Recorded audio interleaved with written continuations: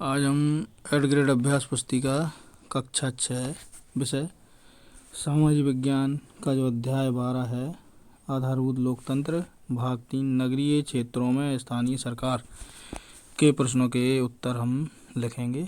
तो देखते हैं पहला प्रश्न क्या है।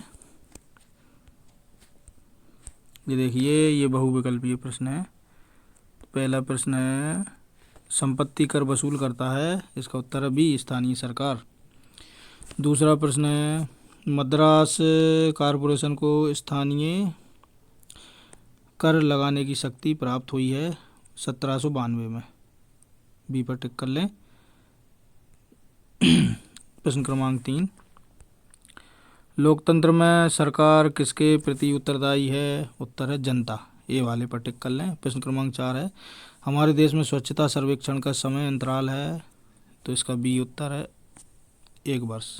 प्रश्न क्रमांक 5 एक नगर की जनसंख्या 5 लाख है, वहाँ पर पार्क की देखरेख कौन करेगा, इसका उत्तर है डी नगर पालिका।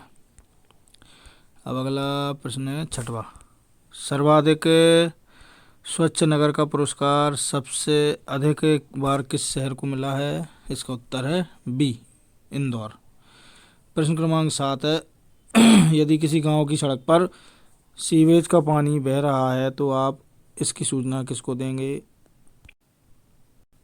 इसका उत्तर है डी ग्राम पंचायत को। डी पर टिक कर लें। प्रश्न क्रमांक 8 है इंदौर शहर में स्थानीय निकाय है नगर निगम। सी पर टिक कर लें।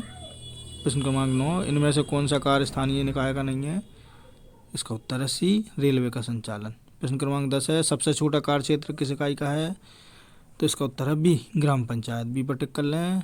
रिक्त स्थानों की पूर्ति करना है हमें। ये देखिए, ये जो ब्रैकेट में शब्द दिए हैं इनका उपयोग करके हमको प्रश्न रिक्त स्थान भरना है। जैसे ये देखिए, ये नागरिक निर्वाचित नीला वार्ड समितियां नगर निगम नगर पंचायत म्यूनिसिपल काउंसिलिंग नागरिकों सिटीजन रिलेशनशिप मैनेजमेंट सघन, इनका उपयोग करके हमें रिक्त स्थान बनना है। तो पहला रिक्त स्थान देखेंगे हम। ए किसी शहर में सड़क किनारे एक सब्जी विक्रेता को ठेला लगाने की अनुमति पर नगर निगम निर्णय लेगा, इसमें नगर निगम लिख लें।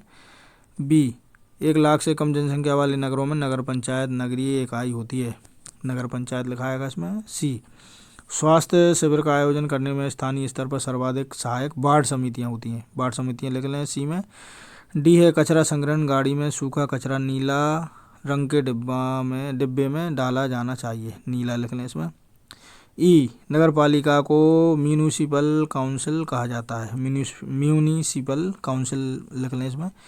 एफ ग्रामीण परिवेश की तुलना में नगरीय परिदृश्य समानता अधिक सघन होता है, सघन लिख लें। जी इंदौर नगर निगम द्वारा दी जाने वाली सेवाओं के संबंध में CRM का पूरा नाम सिटीजन रिलेशनशिप मैनेजमेंट है, इसमें सिटीजन रिलेशनशिप मैनेजमेंट लिख लें। एच है यह सुनिश्चित करना नागरिकों का कर्तव्य है कि स्थानीय निकाय कुशल तरीके से अपना कार्य करने में सक्षम हों, नागरिकों लिख लें। आई नगरीय स्थानीय निकाय में नागरिकों का प्रतिनिधित्व करने वाले सदस्य जनता के द्वारा निर्वाचित होते हैं, निर्वाचित लिख लें। आई अधिकांश नागरिकों के मतों में भिन्नता हो सकती है, लेकिन लोकतंत्र का मूल विचार यही है कि प्रत्येक नागरिक का मत महत्व रखता है, तो इसमें नागरिक लिख लें। अब हम अति लघु उत्तरीय प्रश्न देखेंगे। प्रश्न क्रमांक 1 है अग्निशमन दस्ता फायर ब्रिगेड का संचालन शहरी क्षेत्र में कौन करता है, तो इसका उत्तर है अग्निशमन दस्ता फायर ब्रिगेड का संचालन शहरी क्षेत्र में नगर पालिका या नगर निगम द्वारा किया जाता है। प्रश्न क्रमांक 2 आपके क्षेत्र की समस्याओं का निदान करने में किस स्तर की सरकार सबसे अधिक उपयुक्त है, उत्तर है मेरे क्षेत्र की समस्या को निदान करने में स्थानीय सरकार सबसे अधिक उपयुक्त है, क्योंकि वह क्षेत्र की ज़रूरतों को भली भांति समझती है और तुरंत कार्य कर सकती है। प्रश्न क्रमांक है 3 सुशासन का क्या उद्देश्य है, उत्तर है सुशासन का उद्देश्य जनता को पारदर्शी उत्तरदायी ईमानदार और प्रभावशाली शासन प्रदान करना है, जिससे सभी नागरिकों को समान अधिकार और सुविधा मिल सके। प्रश्न क्रमांक 4 कचरे के हर डिब्बे में कैसा कचरा डालना चाहिए, उत्तर है कचरे के हरे रंग के डिब्बे में गीला कचरा डालना चाहिए, जैसे सब्जियों के छिलके फलों के छिलके बचा हुआ खाना और पत्तियां आदि। प्रश्न क्रमांक 5 है महानगर निगम किसे कहते हैं, उत्तर है यह नगर का सर्वोच्च निकाय होता है, यह उन नगरों में कार्य करता है जिनकी जनसंख्या 10 लाख से अधिक होती है। इसी स्थानीय निकाय को महानगर निगम कहते हैं। प्रश्न क्रमांक 6, नगर पालिका के गठन के लिए कितनी जनसंख्या होनी चाहिए? उत्तर है नगर पालिका के गठन के लिए नगर की जनसंख्या लगभग 1 लाख से 10 लाख के बीच होनी चाहिए। प्रश्न क्रमांक 7 है, भोपाल शहर में स्थानीय निकाय के रूप में नगर पालिका का गठन क्यों नहीं किया गया है? उत्तर है भोपाल शहर की जनसंख्या 10 लाख से अधिक है, इसलिए वहाँ स्थानीय निकाय के रूप में नगर पालिका नहीं बल्कि नगर निगम महानगर निगम का गठन किया गया है। प्रश्न क्रमांक है 8, अनीता ने अपने नगर को समीर के गांव से भिन्न क्यों बताया है? अनीता ने अपने नगर को समीर के गांव से भिन्न इसलिए बताया है क्योंकि नगर में अधिक जनसंख्या, सड़क, बिजली, स्कूल, अस्पताल जैसी सुविधाएं होती हैं। प्रश्न क्रमांक 9 है, इस अध्याय में ऐसे 3 नगरों का नाम लिखिए इस अध्याय में से ऐसे 3 नगरों का नाम लिखिए जहां पर स्थानीय निकाय के रूप में महानगर निगम कार्य कर रही है। उत्तर है ऐसे 3 नगरों के नाम जहां स्थानीय निकाय के रूप में महानगर निगम कार्य कर रही है निम्नलिखित हैं। Number 1 Bhopal, number 2 Indore, number 3 Chennai. प्रश्न क्रमांक 10, CRM का पूरा नाम लिखिए। उत्तर CRM का पूरा नाम सिटीजन रिलेशनशिप मैनेजमेंट या नागरिक संबंध प्रबंधन है। अब हम लघु उत्तरीय प्रश्न देखेंगे। प्रश्न क्रमांक 1 है, सहभागी लोकतंत्र का मुख्य विचार क्या है? उत्तर है सहभागी लोकतंत्र का मुख्य विचार यह है कि जनता शासन प्रणाली में सक्रिय भाग ले, जैसे चुनाव में मतदान करना, जन समस्याओं पर चर्चा करना और जनहित के कार्यों में सहयोग करना। प्रश्न क्रमांक 2 है, स्थानीय निकाय के संदर्भ में वार्ड किसे कहते हैं? उत्तर है नगरों एवं कस्बों को छोटी छोटी इकाइयों में विभाजित किया जाता है जिन्हें वार्ड कहते हैं। वार्ड समितियां स्वास्थ्य शिविरों के आयोजन, एकल उपयोग वाले प्लास्टिक के विरोध अभियान जैसी गतिविधियों में सहायता करती है। प्रत्येक वार्ड का एक प्रतिनिधि चुना जाता है जिसे पार्षद कहा जाता है। प्रश्न क्रमांक 3, नगरीय स्थानीय निकाय किसे कहते हैं? उत्तर है नगरीय स्थानीय निकाय वे संस्थाएं हैं जो शहरों और कस्बों में स्थानीय स्तर पर शासन और प्रबंधन का कार्य करती हैं। ये नगरों की साफ सफाई, पानी की व्यवस्था, सड़कें बनवाना, कचरा प्रबंधन, स्ट्रीट लाइट और अन्य जरूरी सेवाएं प्रदान करती हैं। नगरीय स्थानीय निकाय 3 प्रकार के होते हैं। नगर निगम बड़े शहरों के लिए, नगर परिषद मध्यम आकार के शहरों के लिए, नगर पंचायत छोटे शहरों या कस्बों के लिए। प्रश्न क्रमांक 4 है, भारत की सबसे पुरानी नगर निगम संस्था कौन सी है और यह कब स्थापित की गई थी? उत्तर है भारत की सबसे पुरानी नगर निगम संस्था मद्रास नगर निगम, अब चेन्नई नगर निगम है। यह सन 1688 में अंग्रेजों द्वारा स्थापित की गई थी। प्रश्न क्रमांक 5 है, वार्ड समिति और ग्राम पंचायत में क्या समानताएं? उत्तर है वार्ड समिति और ग्राम पंचायत की समानताएं निम्नलिखित हैं। नंबर 1, वार्ड समिति और ग्राम पंचायत दोनों स्थानीय स्वशासन की इकाइयां हैं। नंबर 2, जनता ग्राम सभा और वार्ड समिति के माध्यम से अपनी समस्याएं सीधे उठाती है। नंबर 3, दोनों में चुने हुए प्रतिनिधि विकास कार्यों जैसे सड़कें, पानी, स्वच्छता आदि का समाधान करते हैं।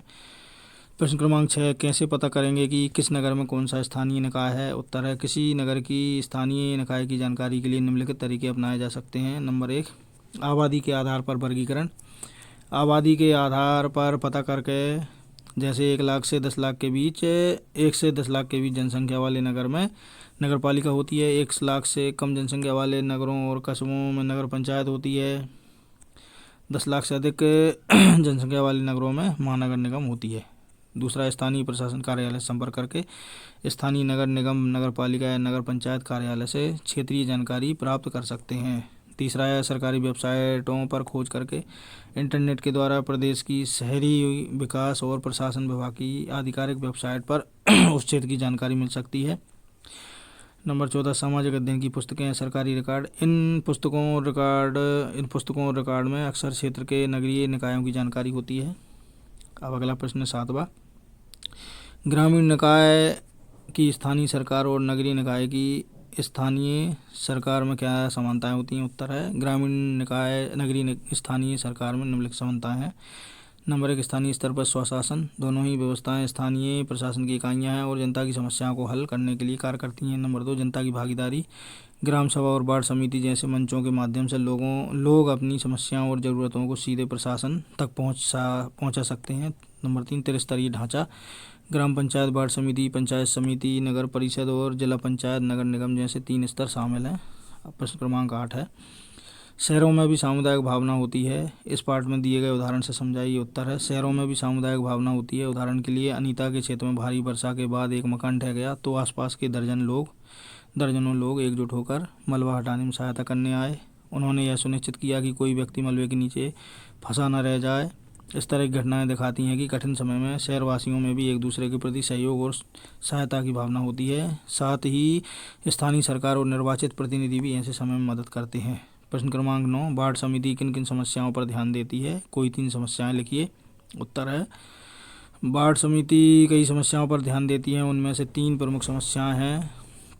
नंबर 1, सड़क और नालियों की मरम्मत करना। नंबर 2, सफाई और कचरा प्रबंधन की व्यवस्था करना। नंबर 3, पानी की आपूर्ति और सीवेज व्यवस्था को ठीक बनाए रखना। प्रश्न क्रमांक 10 है भारत में विकेंद्रीय शासन व्यवस्था है, इसके पक्ष में कोई तर्क दीजिए। उत्तर है भारत में विकेंद्रीय शासन व्यवस्था इसलिए है क्योंकि भारत में विकेंद्रीय शासन व्यवस्था के तहत सत्ता को स्थानीय स्तर पर बांट दिया जाता है, जिससे लोग अपने मुद्दों का समाधान स्वयं कर सकते हैं। इससे लोकतंत्र मजबूत होता है और जनता को निर्णय लेने में सीधी भागीदारी मिलती है। अब दीर्घ उत्तरीय प्रश्न है। प्रश्न क्रमांक 1, नगरीय स्थानीय निकाय की आय के कोई 5 स्रोत लिखिए। उत्तर, नगरीय स्थानीय निकाय की आय के स्रोत निम्नलिखित हैं। नंबर 1, कर टैक्स, घर या जमीन पर लगने वाला संपत्ति कर और पानी के लिए लिए जाने वाला पैसा। नंबर 2 है सेवाओं का शुल्क, पानी से टैंकर या सेप्टिक टैंक सफाई के लिए शुल्क लेते हैं। सामुदायिक भवन शादी या कार्यक्रम के लिए किराए पर देते हैं। नंबर 3, लाइसेंस और परमिट, दुकानों और व्यापार करने के लिए लाइसेंस बनाते हैं। विज्ञापन लगाने के लिए शुल्क लेते हैं। नंबर 4, सरकार से मदद, राज्य और केंद्र सरकार से योजनाओं के लिए धनराशि मिलती है। नंबर 5, जुर्माना, गंदगी फैलाने या गलत काम करने पर जुर्माना लगाते हैं। अर्थदंड के रूप में शुल्क वसूला जाता है। ये सारे पैसे शहर को साफ सुथरा और अच्छा बनाने के लिए खर्च किए जाते हैं।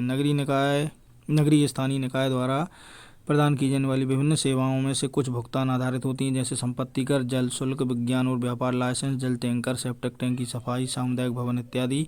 वहीं अन्य सेवाएं जैसे शिकायत निवारण, स्वच्छता, पेड़ की कटाई इत्यादि मुफ्त या नाम मात्र शुल्क पर दी जाती है। प्रश्न दूसरा है ग्रामीण क्षेत्र की तुलना में नगरीय शासन अधिक जटिल क्यों होता है? उत्तर है नगरीय शासन ग्रामीण क्षेत्र की तुलना में अधिक जटिल इसलिए होता है क्योंकि नगरों में जनसंख्या अधिक होती है, जिससे प्रशासन का काम बढ़ जाता है। दूसरा, नगरों में जलापूर्ति, सीवर, कचरा प्रबंधन, सड़क, ट्रैफिक नियंत्रण, स्वास्थ्य सेवाएं, शिक्षा, बिजली जैसी ढेर सारी सुविधाएं उपलब्ध करानी होती हैं।